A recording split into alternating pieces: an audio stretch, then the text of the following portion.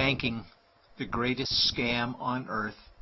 Thomas Jefferson said, "I believe that banking institutions are more dangerous to our liberties than standing armies.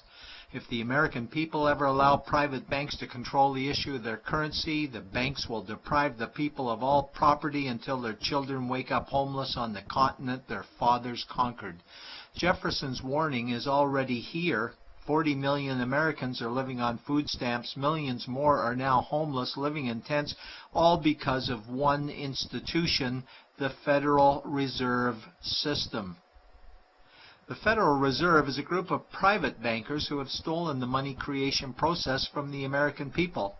Most people still believe the Fed is an agency of the government working in our best interests. It is not. There is no greater form of evil in the world today, so let's explore the banking scam. None of us have ever been taught anything about money. The reason is to prevent us from learning the truth that money is a trick and money is a trap. When solving any crime, there's a universal truth: follow the money, but with the banking scam, follow it backwards. Where does money come from? The world's money supply is always growing. Where does all the new money keep coming from? Money comes from privately controlled global banks like the Federal Reserve System. They create money every day, which increases the world's money supply. Because all banks are either owned or controlled by private bankers, the real question is, how do private bankers create new money? And the answer is they create it out of thin air. Bankers create money out of nothing. They make it up. It is a fiction. Wow. Godlike power to create something of value out of nothing. A stroke of a keyboard and money is created. In fact, only 3% of the world's money is even in the form of bills and coins, which means 97% of all money in the world is just numbers typed on a computer screen. This is part one of the banking scam. Money is created out of nothing. The second part of the scam is this phony money is issued as debt. What is debt exactly? Well, when you consider we work our whole lives to pay it off, you could say debt is slavery. But whose debt is this phony money? It's our debt, all of it. It's our debt when we use credit cards, we get student loans, borrow money for mortgages, all bank borrowing. And it's our debt again when the government borrows, which is each and every day. In today's world, money is debt and debt is money, and don't forget the interest charges. Money equals debt and debt equals slavery, therefore money equals slavery. Our monetary system is a carefully concealed system of slavery.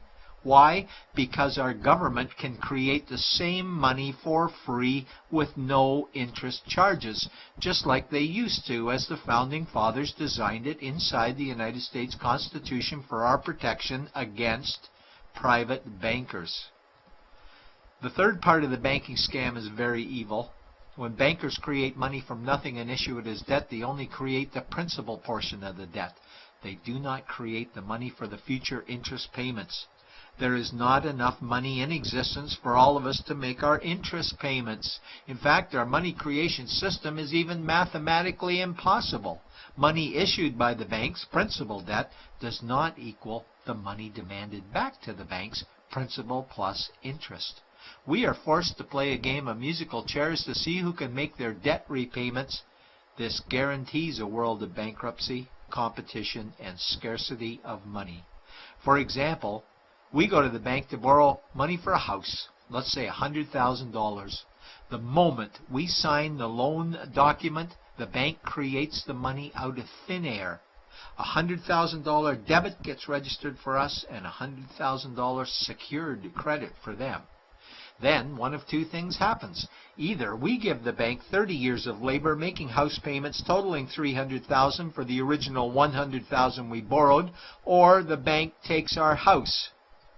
The bankers get either our labor for life or our house, and often they get both, all from money created out of thin air and issued as debt, for money made out of nothing.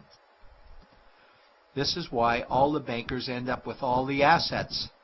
The fourth part of the banking scam is inflation. People think inflation is prices and costs increase. A better answer might be the value of our money always goes down. Inflation is created every time the central banks print money, which is every day. Where does all this new money get its value? The answer is it steals its value from the existing money supply, where our savings are. Our savings are disappearing because of the new money they're printing. If money creation was in balance with goods and services, there would be no inflation. Prices would stay the same. But the reality is banks always print money, driving prices ever higher, which steals the value of our savings, making them disappear. Since the private bankers created the private Federal Reserve in 1913, the United States dollar has lost 97 cents in purchasing power. An item in 1913 that cost $100 in 2011 cost $2,230, a price increase of 2,130%. This is the banking scam. 4 parts. Private bankers create money out of nothing and charge interest on it. There is no money created for the future interest payments, and inflation steals our savings every day. In order for the banking scam to be pulled over our eyes, the bankers need help from the likes of paid-for politicians and appointed civil servants, military-industrial complex, mainstream media, multinational corporations, and the bankers' good buddies. For example, what do our banker-controlled television networks say about criminal bankers? "Oh, bankers are our saviors. Chairman is man of the year. He saved the world. Bankers really do deserve their bonuses. They're so smart." And what do our banker-owned G20 politicians say we need to do? That we must save our banking system, and now we need austerity measures, like increasing existing taxes and bringing in new taxes, cutting our social programs, including education and health care, stealing from our pension plans while increasing the retirement age, keeping us working for more years at lower wages while placing our children and grandchildren in debt and servitude for their future lives. We are being lied to that we must go deeper in debt for bailouts, stimulus packages, quantitative easing, saving the too big to fail banks, credit easing, currency interventions, all names that mean the same thing, more debt to us. Is it not strange that the solution to too much debt is always more debt to us? And where is all this money going? It's going to the banks and to the bankers. They are stealing our money right now. 0.1% of the world's population owns 2/3 of the world's wealth. This means that 99.99% of the world's population own less than 1/3 of the wealth, a decreasing amount because these guys are stealing it. We desperately need to wake up to the banking scam.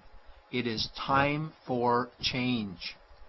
To retake control of our money system, we must stop supporting the banking scam.